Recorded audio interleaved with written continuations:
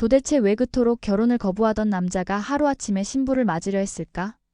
평생을 사랑은 변한다. 그래서 결혼은 하지 않는다라며 비혼주의를 외치던 이지혁이 결국 하늘건설 외동딸 정보아의 손을 잡고 상견례 자리에 앉았다. 그 순간부터 모두가 수군거렸다. 저 사람 결국 조건에 무릎 꿇은 거 아냐? 하지만 이지혁은 스스로를 설득했다. 사랑은 식고 변하지만 조건은 남는다. 부모에게는 허락이 아니라 이해를 구한다고 했고 친구 박성재에게는 이런 선택도 필요할 때가 있다라며 무심히 청첩장을 건넸다. 그러나 진짜 문제는 결혼식에서 터졌다. 신랑은 입장했으나 신부는 끝내 나타나지 않았다. 하객들 사이로 긴장과 웅성거림이 번지는 순간 이지혁의 손에 쥐어진 휴대폰이 울렸다. 미안해요. 저 그 사람한테 가야 할 것 같아요. 단 한 줄. 그러나 그 한 줄이 이지혁의 모든 선택을 조롱하듯 짓밟았다. 결혼식장은 혼란에 빠졌고 지혁은 한순간에 무너졌다. 그를 지켜보던 지은호는 속으로 쌤통이다라며 이를 악물었지만 집으로 돌아와 불을 끄고 앉으니 이상하게도 걱정이 앞섰다. 차갑게 돌아섰지만 선배의 무너진 얼굴이 자꾸 떠올라 마음을 짓눌렀다. 그렇게 오화는 끝났고 다음은 모두가 예상하지 못한 파국의 시작이었다. 결혼 발표는 너무나 갑작스러웠다. 지은호 앞에서조차 연애는 해도 결혼은 안 한다고 말하던 이지혁이었는데 불과 며칠 뒤 상견례를 한다는 소식이 들려왔다. 이상철은 당혹감을 숨기지 못했다. 아버지는 아들을 다그쳤다. 사랑도 없이 결혼을 한다는 게 말이 되냐? 그러나 이지혁은 차갑게 말했다. 아버지 허락이 아니라 이해를 구합니다. 어머니 김다정은 한숨을 쉬며 그래도 네가 행복해야 하는데라고 했지만 행복이라는 단어는 이미 이지혁의 사전에서 사라진 지 오래였다. 상견례 자리에서 정보아의 아버지는 날씨가 좋으니 2주 뒤에 결혼합시다라며 일방적으로 날짜를 잡았다. 준비는 모두 집안에서 알아서 하겠다며 심지어 신혼여행 이후 후계자 자리까지 언급했다. 지혁의 부모는 얼굴이 굳었지만 아들이 사랑해서 결혼하는 줄만 알았기에 반대할 힘조차 내지 못했다. 집으로 돌아온 이상철은 퇴직금에서 어렵게 1억을 꺼내 아들에게 건넸다. 반지는 네가 직접 준비해라. 그러나 이지혁은 이미 준비한 1,000만 원을 아버지 손에 다시 쥐어주며 말했다. 아버지 옷 새로 맞추세요. 어머니 구두도요. 배려 같았지만 사실은 부모의 가슴을 더 짓누르는 말이었다. 이상철은 속으로 중얼거렸다. 이건 축복이 아니라 거래다. 결혼식 전날 밤 이지혁은 방 안에 홀로 앉아 예복을 정리하며 거울을 바라봤다. 거울 속에 비친 얼굴은 자신이 아니었다. 조건이라도 붙잡자. 조건은 나를 배신하지 않는다. 그렇게 스스로를 다독였지만 그 목소리는 너무 떨려 있었다. 그는 이미 알고 있었다. 사랑이 없는 결혼은 버틸 수 없다는 걸. 하지만 부모 앞에서 그리고 자신 앞에서 다른 선택을 할 수 없었다. 그리고 결혼식 당일. 신랑 이지혁은 무겁고 경직된 얼굴로 입장했고 모두의 시선이 신부 정보아를 기다렸다. 긴장된 침묵이 흘렀다. 그러나 신부는 끝내 나타나지 않았다. 하객들의 웅성거림은 점점 커졌고 결국 지혁의 휴대폰이 울렸다. 미안해요. 저 그 사람한테 가야 할 것 같아요. 단 한 줄이었다. 차갑게 식어버린 문자 한 줄이 이지혁의 모든 선택을 무너뜨렸다. 동생 이지환은 화면을 보고 얼굴이 하얗게 질렸고 박성재를 찾아가 형, 이게 무슨 일이냐고 물었다. 박성재는 말없이 고개를 저으며 지혁에게 다가가 속삭였다. 지혁아, 이제 내려와. 보아 씨 갔어. 결혼식장은 순식간에 아수라장이 되었다.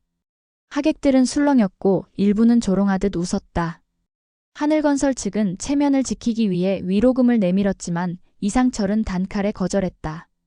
우릴 돈으로 맡겠다는 겁니까? 그 목소리는 분노와 수치심이 뒤섞여 있었다. 지혁 역시 거절했지만 그 순간 이상철의 분노는 폭발했다. 이지혁, 사랑도 없이 조건 하나 보고 팔려갈 생각을 했냐? 감히 가족을 무시해? 지혁은 고개를 떨군 채 중얼거렸다. 아버지, 팔려간 게 아니라 버티려던 겁니다. 그러나 그 말은 누구에게도 닿지 않았다. 김다정은 옆에서 눈물을 훔쳤고 집안은 더 이상 숨 쉴 틈조차 없었다. 지은호는 모든 걸 지켜봤다.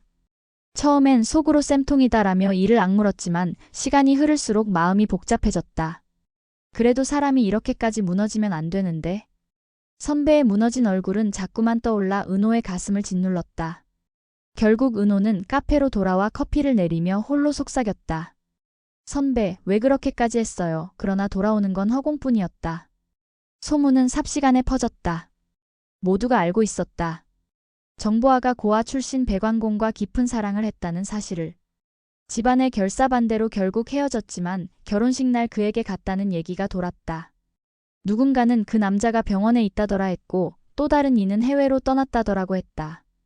결혼식 날 남긴 메시지 속 그 사람이라는 단어는 소문에 불을 지폈다. 언론 기사 제목은 이미 포털 메인을 장식했다. 하늘건설 외동딸 사랑 따라 도주? 이지혁은 하루아침에 폐인으로 변했다. 낮에는 술에, 밤에는 후회에 파묻혀 방 안에 틀어박혔다. 내가 조건을 택하지 않았다면, 내 욕심이 아니었다면 그는 매일같이 중얼거렸다. 그러나 그 순간마다 떠오른 건 지은호의 얼굴이었다. 차갑게 돌아선 그녀를 더 이상 붙잡을 수 없다는 걸 알면서도 마음속에서는 은호의 웃음과 눈물이 번갈아 재생됐다. 은호의 눈빛은 그를 꾸짖는 듯 하면서도 동시에 위로하는 듯 했다. 박성재는 무너진 친구 이지혁을 보며 마음이 찢어졌다. 동시에 지은호 곁을 떠날 수 없었다. 그는 스스로에게 다짐했다. 은호는 내가 지킨다. 하지만 지혁이도 버릴 수는 없다. 그러나 그 다짐은 양날의 검이었다. 우정과 사랑, 두 감정 사이에서 성재는 점점 더 깊은 갈등의 수렁으로 빠져들었다. 은호 앞에서는 태연한 척 농담을 던졌지만 돌아서면 지역의 초라한 뒷모습이 떠올라 마음이 괴로웠다. 고성이는 예식장에서 지은호를 바라보며 묘한 감정을 느꼈다. 찾았다고요? 라는 전편의 전화가 떠올랐고 은호가 혹시 자신의 과거에 잃어버린 아이일지도 모른다는 의심은 점점 커져갔다. 그래서 고성이는 은호에게 더 따뜻하게 다가갔다. 은호 씨, 나랑 프로젝트 하나 해보지 않겠어요?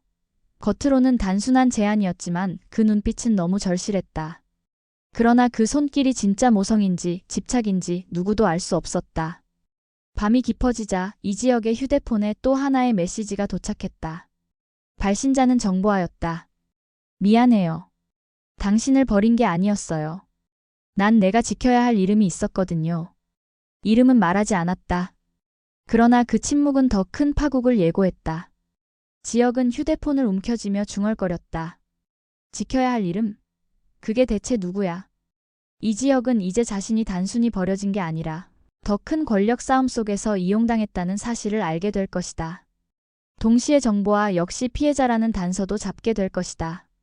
지은호는 끝내 선배를 모르는 사람으로 살 수 있을지 고민하며 흔들리고 박성재는 은호를 향한 마음을 키우면서도 이지혁과의 관계를 놓지 못한 채 갈등하게 될 것이다. 고성이의 집착은 커지고 은호의 출생 비밀을 둘러싼 긴장감은 고조될 것이다. 사랑 없는 결혼을 선택한 대가, 도망친 신부가 남긴 의문, 차갑게 돌아선 짝사랑의 눈물, 그리고 폐인으로 전락한 남자의 몰락. 이제 화려한 날들은 진짜 막장으로 더 깊은 소용돌이로 빨려 들어가고 있었다.